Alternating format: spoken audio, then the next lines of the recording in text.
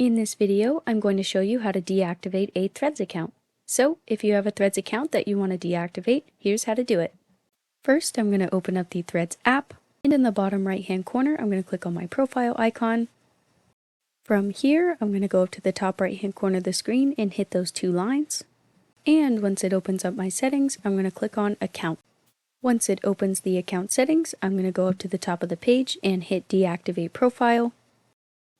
After I hit that, this little pop-up comes up and asks, are you sure you want to deactivate your Threads profile? Deactivating your profile is temporary. Your profile, threads, replies, and likes will be hidden until you reactivate by logging back in. And after I hit that, it's going to ask me again if I'm sure if I want to deactivate my profile. I'm going to click Deactivate, and then it takes me back to the login screen of the Threads app. So, until I log back in, my account is deactivated. Thank you for watching, and please leave a comment if this worked for you.